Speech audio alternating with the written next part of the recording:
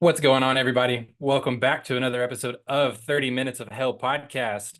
I am your host, Brandon Baker, joined by Joey Jackson and Matt Jackson. Quick reminder, we are brought to you by the Field of 68 Podcast Network. You can find us on YouTube, Twitter, Apple Podcasts, wherever you get your stuff at under 30 Minutes of Hell. It's been a minute since we've talked. We've had some new additions to the team, some interesting comments from Coach Cal. And we still got a lot of roster spots open and a lot of names floating in the air that have been connected to Arkansas. So we've got a lot to talk about. We're going to get right into it. Since we've last talked, I think in our last episode, it was just Carter Knox and Big Z were the only two guys that we had committed. So real quick, let's go ahead and run down through all the rest of the guys that we've got on the team so far. And that includes, like I mentioned, Carter Knox, and then it includes two other highly touted freshmen. First of all, Boogie Fland, followed Coach Cal, was a Kentucky commit, followed Coach Cal to Arkansas. I really like what this kid brings to the court. He is one of those dudes that's just like an elite ball handler and could probably put you on Sports Center top 10 any given night with his dribbling ability more than his athleticism. But he can get hot in a hurry from long range, really has a good jump shot. The only thing that I think he'll have to adjust to in college might be his shot selection, but I don't think that's unusual for a highly touted freshman coming from being the guy in high school to, shifting to college. So that's something maybe to watch, but I'm really excited about his skill set and what he brings to the court. Yeah, I'm with you, Brandon. He's a super confident guy. I watched this. I was watching a highlight reel of his a few days ago, and there was this clip in there that he said, I let my game talk for me. I don't do much talking, and I like that from a guy coming into college as a freshman. He Every shot he throws up, he expects it to go in. He reminds me a lot of Caliph Battle in that way. Although not as aggressive as Battle driving to the rim, he's very crafty, kind of likes to throw up some floaters, some up and unders. But I think he'll be a terrific addition to the team. I'm excited to watch how he progresses throughout the year. I think we'll see him grow a lot.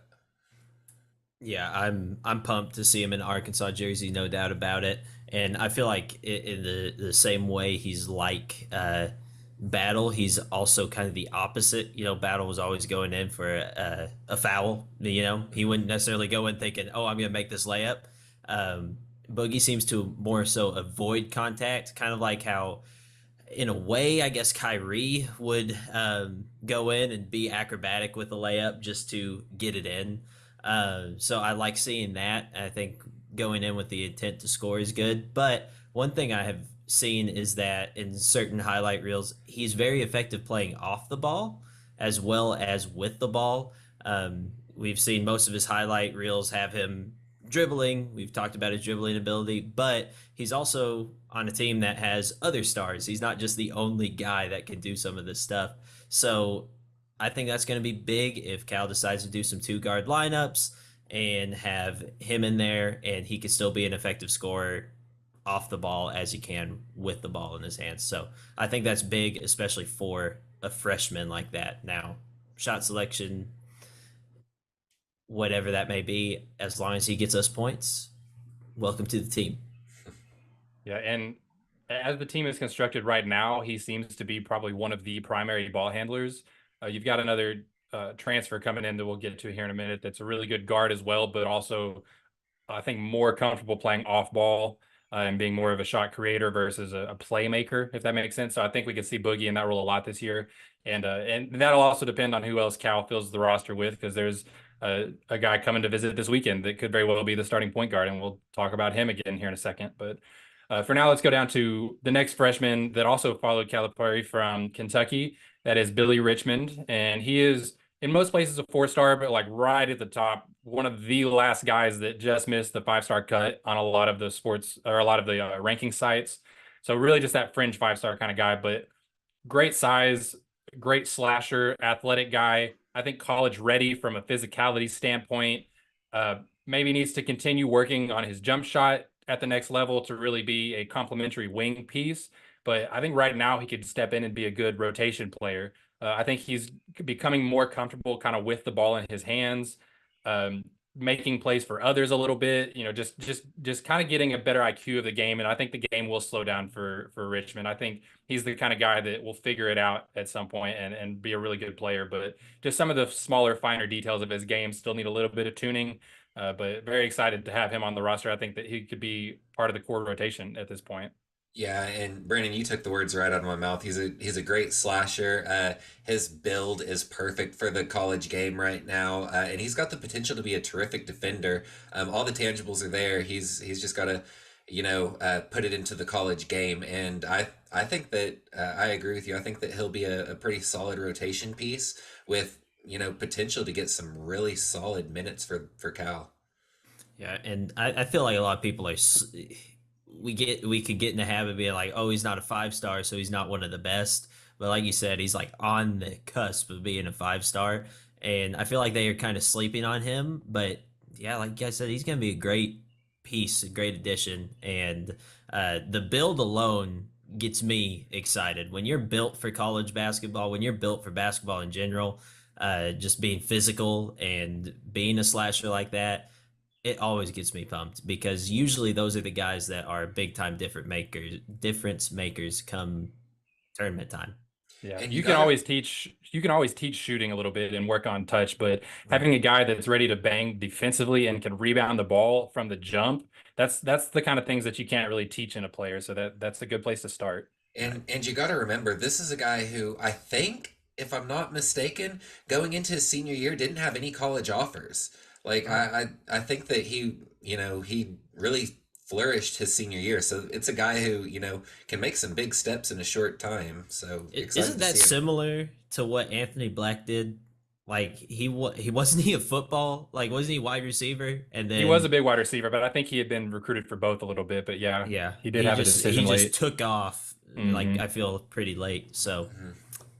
Yeah, yeah, and you mentioned Joey too, talking about being a good defender. That's something we didn't really talk about with Boogie too, but I think both of them have the potential to be really good team defenders. They definitely have the tools to be so. It's just, adjusting to the college game and buying in and all of that good stuff. Yeah. But really good all around, both of them, and they fit well with Carter Knox. We mentioned his name earlier. We talked about him on our last episode, but elite 3-level scorer. Very excited to have him. He right now he could still be our starting 3 guard. I Yeah. think Carter Knox could be that guy that you score small levels. He has really good experience with overtime elite, already playing against really good competition. So I would not be surprised at all if he's a guy that's contending to lead this team in scoring, even Hmm. whether he starts or not. But moving on, so we've got 4 transfers to go along with these 3 freshmen.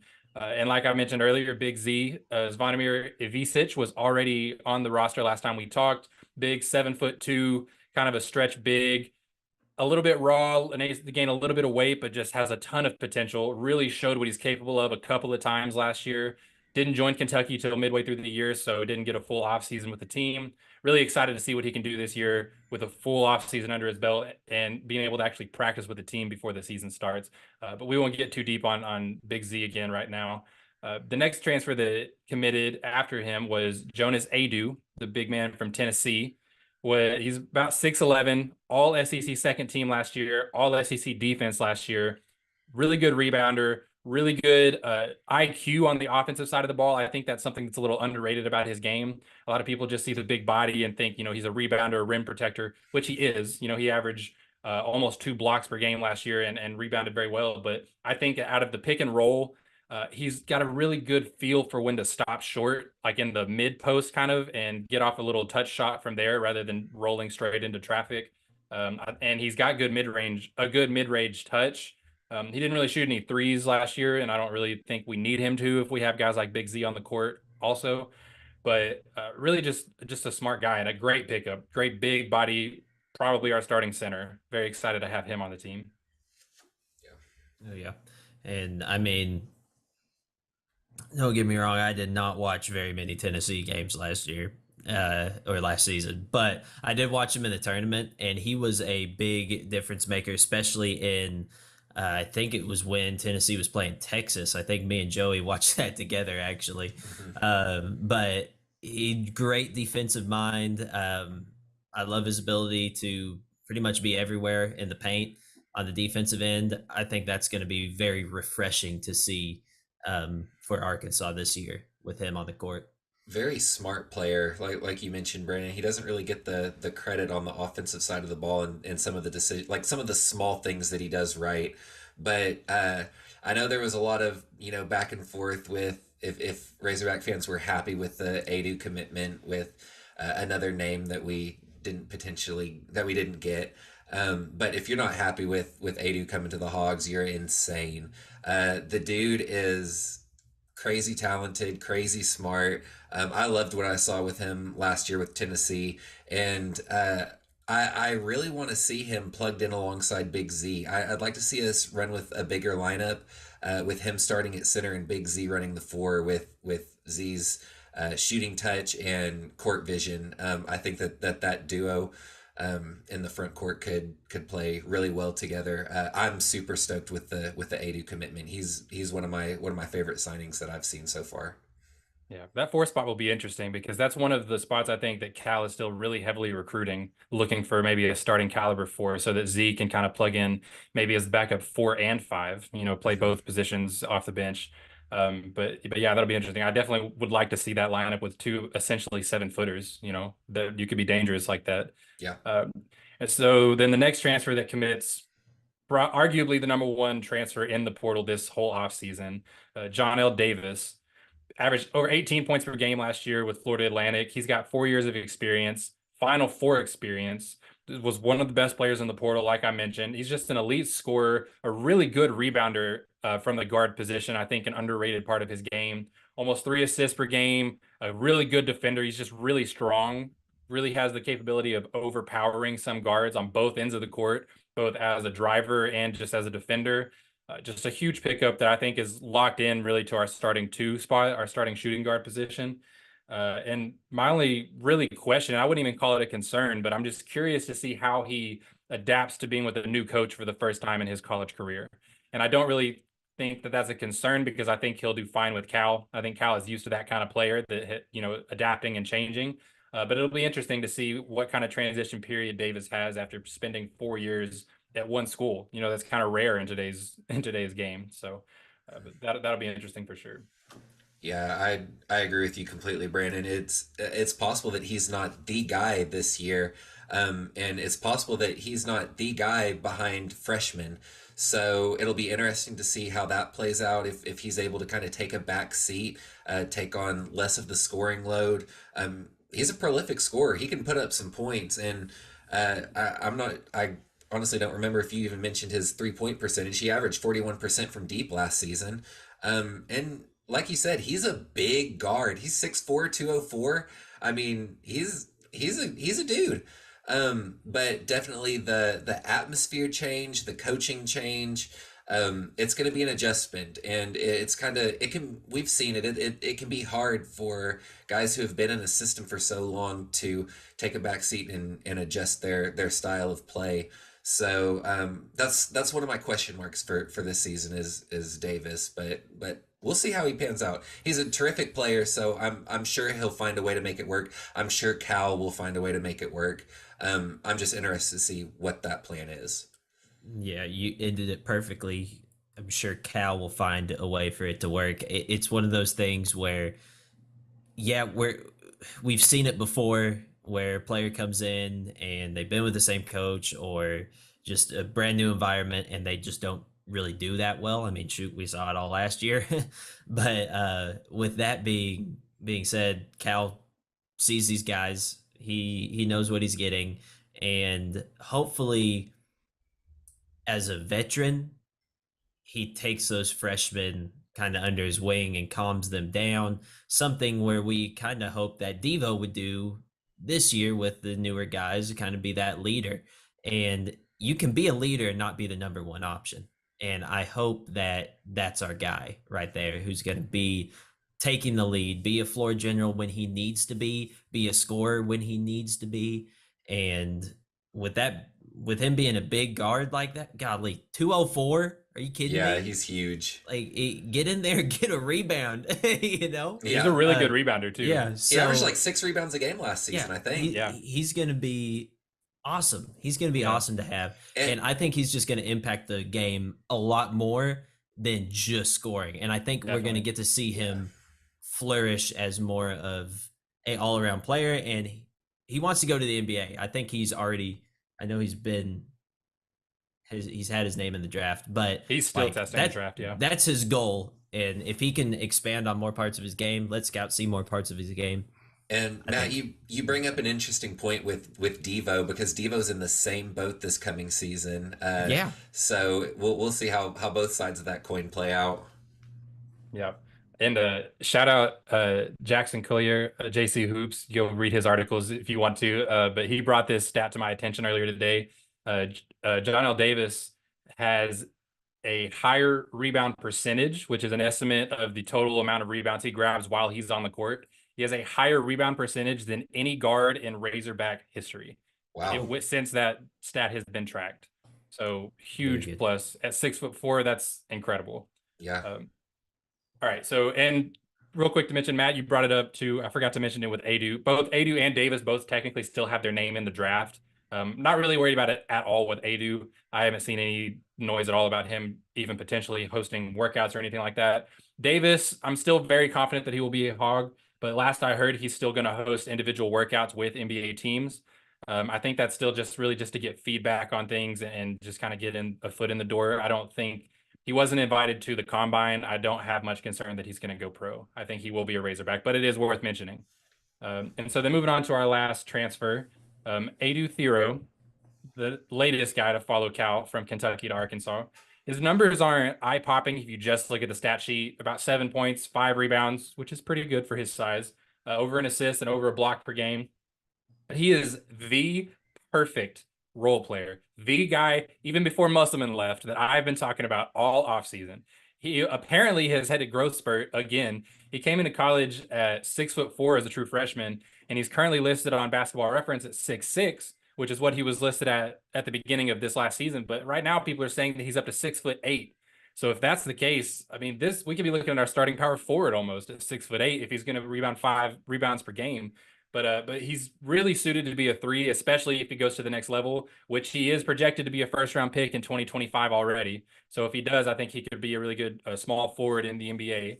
But really, really good defender, really good physical body, strong guy. And one thing that really stands out to me with Theo is his ability to jump. And I know that's kind of a weird way to say it, but not just jump the first time, but get off the ground a second time and a third time for offensive rebounds, for block shot opportunities. He's very quick off of his feet, even when he doesn't have a lot of time to get his feet set. And that's a very underrated attribute for a guy playing up a position. He's got that Pogo Stick Hall of Fame badge that 2K offers. Exactly. The only thing with Theo is that he only shot 32% from 3 last year, which isn't terrible. It's better than most of Arkansas shot last year. But if he can bump that up just a little bit, I think he could be an elite 3, like an elite small forward on this team. Even if not, he can play the 3 and the 4, I think. Depending on who else you bring in, I think he could start at either position. He could back up either position. Just an elite role player that does the little things right on both sides of the court. Very, very excited with this addition. Yeah, the kid's an athlete. I saw, multiple times last year where he'd throw up a shot, he would miss his shot around the rim, and he would go get a putback dunk off of it. So, like you said, just very quick on his feet, off the jump. And he's a dog defensively. He like we mentioned earlier, he's kind of got that athlete build, the basketball build, and he's every bit of it. He plays bully ball. He's super aggressive. I also saw that 68% of his field goals last year came from around the rim. So definitely one of those guys who he lives and breathes down there. But I'm very excited for him as well. I think that he's a great pickup to come off the bench and give us some quality minutes and some energy as well. So super pumped about that commitment. Having a dog in general, it feels like what we've been missing these last few years. A very effective dog. I mean, don't get me wrong, Kamani Johnson, you're a dog, but offensively and defensively, I like seeing this one. So I'm super excited to see a bully and let him get in there, get some rebounds, get some dunks, get some Sports Center highlights. Happy for it. I hope so. All right, so that's what the team looks like right now. We've got 7 players with a lot of spots to fill. and there's a lot of names still floating around like we've been talking about. So we're going to look at some of the most prominent names that have been brought up, some guys that are still visiting Arkansas, or at least one guy is. But first, we're going to take a quick break, and we will be right back. The best month of the year is here, which is why you need to know that we are partnered with BetMGM. We'll be using BetMGM lines for making all of our picks and predictions, and we'll have special offers for the listeners and the viewers of the Field of 68. If you haven't signed up for BetMGM yet, you can use bonus code FIELD, and you will get up to a $1,500 first bet offer on your first wager with BetMGM. Here's the best part. All you need to do is deposit and bet $10 of your hard-earned money to get it. This is what you have to do to make it work. Download the BetMGM app and sign up using that bonus code FIELD. Deposit at least $10 and place your first wager on any game.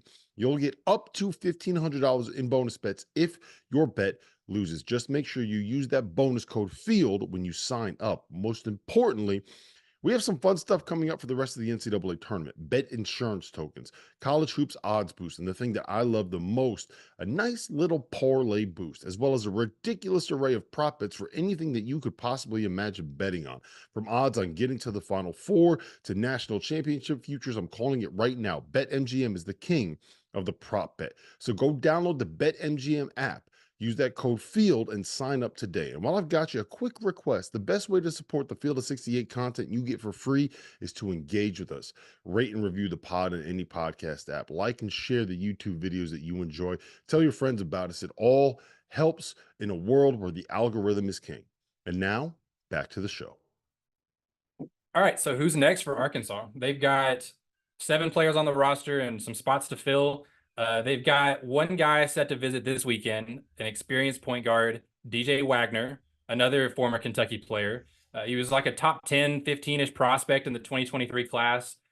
Struggled a little bit as a true freshman, but there was just a lot of talent on this last Kentucky team at the guard position. I mean, you've got 2 other freshman guards that are potentially both lottery picks. So for Wagner to still do what he did and thrive defensively, 3.3 assists per game as a true freshman, and was still a key part of the rotation, even with these other 2 lottery picks theoretically ahead of him. I know he started ahead of them for his defensive ability, but those guys were ahead of him in the pecking order in terms of, scoring and being the guy like we mentioned earlier. But would be really excited to add DJ Wagner, and all intents and purposes, all sources indicate that he will be a Razorback. As we all know, things can change very fast in the offseason and with the transfer portal or coaching carousels or whatever, but it looks very, very likely that he will follow Cal to Arkansas. I think actually, ironically, USC was his other option for a while, and he visited them a couple weeks ago and obviously hasn't committed yet, and he's coming to Arkansas this weekend. So I'm feeling pretty good about our chances with him. How do you guys feel about Wagner? Yeah, I love Wagner. He had some great games last year. He scored 19 against us, had an 18 and 10 assist game against Georgia. He had 7 games with 5 or more assists. He's a great player, great slasher, and has potential to be a really good shooter. We could be looking at one of our starting guards in him. So, I'd be thrilled to have him on the squad. Yeah, just based on his impact off of limited time last year, I'm excited to see what he is able to do this year, especially, I mean, with the lineup we have. I'm just excited in general. But yeah, Wagner's going to be a really good key piece to our lineup there, our guard lineup. Yep. Yeah, like I said, expect him to be a hog. Super excited if he does commit. Be watching for that in the next coming days. But besides Wagner, Arkansas, I think, could really use one more big man, kind of in that 4 spot we were talking about. I would love to have a 4 that could fill in at the 5 occasionally. That 6'9", 6'10" kind of dude, where he's not really a true center, but you can put him there if you need him there occasionally. Kind of like what we thought Trevin Brazile was going to be. And really what Trevor Brazile still could be if, it wasn't for injury, if he played the way that we saw him play sometimes. But there's a couple of guys that Arkansas kind of has their name in the ring for, and both of them kind of embody the attributes that I'm talking about here. One is 6'9", the other 6'10". Both shot over 35% from 3 last year. Both very good rebounders. Can stretch the floor, can play defense, can kind of play both spots if you need them to. But that is Kason Pryor from South Florida and Coleman Hawkins from Illinois. And I'll let you guys decide who you want to talk about here, but I think that I'd be thrilled with either of them. They have very similar like box scores, I guess, stat sheets, but a little bit different players on both sides of the ball. But I would be happy with either of them. So Joey, I'll let you go first. Pick which one you want to talk about here. I want Pryor. I'm gonna be upfront with it. You make a great point. I'd be happy with either of them, but I want that high energy guy that will go out and give us 110% every single game. And Pryor is that guy. He if anyone's watched highlights of his, he's a super high energy dog. He'll go up, he'll get put back dunks, he'll rip down offensive rebounds. He's just that kind of player. He plays with his whole heart. And that's the type of energy that will make Bud Walton Arena go crazy. Hawkins, totally different player. They're similar sizing, but Hawkins is more of like, he's a good pick and pop guy. He moves very well for a big man. He gets to his spots, and he would fit the system well. But I really think we're lacking that super high energy just dog, and I think Pryor is that guy. I think he'd really thrive in Bud Walton. Yeah, so I'll take Hawkins. All right, it's hard to pick between either of them, but the case for Hawkins would be more so his experience. He's played in the Big Ten versus Pryor, coming from the Mountain West, the AAC, and JUCO. But I feel like he's more. I almost feel like Hawkins is more aggressive on the defensive end, rebounding into the floor, averages 6 rebounds a game. And I think he's high energy too, really. And you can't really go wrong with these guys. I'm happy to have either. I think the case for Pryor is he's definitely more offensive oriented, high energy on the offensive end. And I think the case for Hawkins is he's a little bit more defensive and more of a dog there. So I'm happy with both. Hawkins does have just a slightly higher 3-point percentage and more blocks and steals per game. But Joe, like Joey said, Pryor just has a different kind of energy that he plays with, a different kind of speed, I think. And yeah, he's quick. That doesn't really change from, if you go from a JUCO school to a D1 school. Like, if you're playing with that energy, you're going to play with that energy. I Sure. completely agree with you, Matt. I get what you're saying, but energy isn't something that's coached. Yeah. Yeah. And again, I think we're both fine with either player. I would be very shocked if they took both. I don't think both guys are going to want to come here and compete for minutes. But I think it's very likely that they could get one of them. And then just those are the top 3 names I think on the hot board right now. And that we know about, because Cal works a lot more in silence than what we've grown used to over the last few years. So, you never know, he might pull somebody out of nowhere. But a couple more names that I just kind of want to throw against the wall here that are options. You've got Wooga Poplar from Miami, a 6'5" guard, over 13 points a game, 5 rebounds a game, another good rebounding guard, over 2 assists per game. I'd love to have him. But if DJ Wagner does commit, your backcourt's getting a little crowded. And that doesn't mean that I don't think Wooga would play. I just don't know if he wants to take on the challenge and the possibility of having limited minutes. You know what I mean? I think he could find a spot for him where he's more of a defined piece, a defined role. But I would love to take him too if we can get him. I think that would add the perfect amount of depth to the backcourt. He's a good enough rebounder that he could play the 3 at times, especially if you have a big 4-man along with him. And then the other name I wanted to throw out is JT Toppin, going to be a sophomore, played his freshman year at New Mexico. Another 6'9", really athletic 4, a little bit less of a stretch 4, less of an offensive-oriented guy than the 2 guys we talked about earlier, but a better rebounder and just an athlete. I think he had a much higher offensive rebound rate than either of the 2 guys we talked about before. Really had an underrated freshman season. He was, well, I say underrated because people in the SEC may not know about him, but he was co-freshman of the year in the Mountain West Conference. But again, similar to the 2 guys I was talking about earlier, if we get one of Hawkins or Pryor, I don't think we also get Toppin. But that's a great third option. If you don't get one of the other 2 guys, would not be mad at all with JT Toppin. But just a couple more names that I want to throw out, and you never know if Cal's working behind the scenes, who else he might come up with. But those are the names that we've heard at the moment, what we're operating with. So All right, so we've got one more thing we want to talk about real quick, but first we're going to take a quick break and then we're going to come back and talk about some of Cal's comments about building out his roster recently on a podcast he went on, but we will be right back. All right, so recently Cal went on the Ways to Win podcast with Craig Robinson and basically told him that it's a good possibility he could go into next season with only 8 or 9 players on his roster.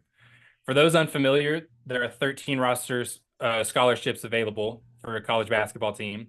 Not uncommon at all for coaches to go in leaving 1, even 2 spots open sometimes, but to leave 4 or 5 spots open seems kind of crazy. Even with having to rebuild from scratch the way Cal is doing this year, I think it's a lot more likely that he has 10 players at least than 8.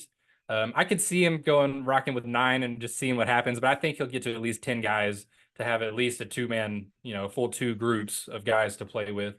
But I just kind of wanted to talk about a little bit of some of the merits of going with a shortened lineup or a shortened roster as a whole in today's game. And it all kind of boils down to the recent changes we've seen with NIL and the transfer portal. So first of all, NIL is king, and with some of the big names that you're bringing in, the Johnell Davis, Jonas Aidoo, these guys cost money, and the fewer guys you have on your team, the less money you have to dole out, the less you have to worry about, and you can give your top guys more money rather than having to, expand out your salary cap, for lack of a better term. And so that alone, I think, kind of makes it easier to get some more top tier players versus having to just fill out. Because what's the point of getting 3 guys on into your bench to waste that money if they're not going to play anyways. And speaking of not playing anyways, that leads to the next point of the transfer portal. If Cal has 12, 13 guys, 4 of them aren't going to play much this season. I can almost promise you that. That's how it is for every team. And Cal basically said on the podcast, they're going to leave anyways. Why would I develop them for someone else? And so I kind of get that too, that, if you're just taking guys just to take them, just to throw them on the bench, they're probably not going to be in today's day and age. You don't often get guys that come knowing they're going to be a developmental piece and they're cool with sitting on the bench. You can get those guys, great, but it's a lot more rare, I feel like, with the transfer portal, with opportunities so easy to come by to find a place where you can get playing time. So I definitely understand both of those points. It also allows some more freedom if Cal does have some open spots for exactly the type of thing that he did last year whenever Big Z joined Kentucky midway through the season. Maybe he's got his eyes on a couple of European guys that he might want to bring in whenever they're ready to come over, whenever their season ends over there. So leaving a couple spots open for that, I fully understand that too. But if he truly only has like 8 or 9 guys, that doesn't feel like a lot. I mean, you need a little bit of depth in that situation. But what do you guys think about his comments on that? I hate it. Okay. Go ahead. Goes Go ahead, right Matt. into it. Yeah. Well, I would say I get it. I don't necessarily hate it. I get it because we're saving some money, but the biggest thing I'm concerned about, of course, would be injuries. I mean, let's see, Boogie Fland. I think he was out some of I don't know what season, junior season maybe, or sophomore season, one of the two, with an injury. What if that happens again? Then we're down a player. Then we're down to 8 players, and then if Big Z gets hurt or somebody else, then we're down to 7, and it just keeps going lower and lower. So that would be my biggest concern. Yep. Matt, you took the words right out of my mouth. God forbid Big Z or Knox or Aidoo go down with a season-ending injury, and we're down to 6, 7 players. You can't run a team off 6 or 7 players. I think it's a terrible decision to go that route. I think we need to at least flesh out 10 guys. And I get what he's saying about developing players for other people, but that's the game that we live in. With the transfer portal, guys are going to leave. It's more likely that you have guys that stay for a year and leave than guys that stay for 4 years. Honestly, in today's game, they're going to go for the best deal for them and their career. Like I said, I think we need to get 10 guys on the roster. I don't like the thought of only having 8 on the 8 rotation guys. I think 11 would be my sweet spot. I would love to get 10 or 11. And along with these comments, I think Cal also mentioned that he really wanted to go heavy on GAs, on grad assistants that are recently out of college or recently were playing places. Even someone like Tyler Eulis, who was reported today to be joining Cal on staff. But guys like that he can actually put together a scout team and play against his guys, so he doesn't necessarily need a full second unit all the time in practice. He can sub in his rotation guys against these kind of GAs like that and have a competitive practice still. I think that's a kind of an interesting strategy to take if you are Yeah, going to for go with sure. a shortened That roster. is cool. But anyways, yeah, I agree with you. I hope he gets to at least 10 guys, but we'll see. We're sitting at 7 right now, probably 8 with Wagner, hopefully 9 with one of the other 2 or 3 big men we talked about, but I'm hoping to get to 10 or 11 guys by the time season starts. But for now, that's all we had to talk about. As always, appreciate you guys tuning in to talk some Razorback hoops with us. Reminder, we're brought to you by the Field of 68 Podcast Network. You can find us on YouTube, Twitter, Apple Podcasts, wherever you get your stuff. Be sure to like, subscribe, comment, review, whatever it is you do on those platforms. I have been your host, Brandon Baker, joined as always by Joey Jackson and Matt Jackson. And as always, go Hogs.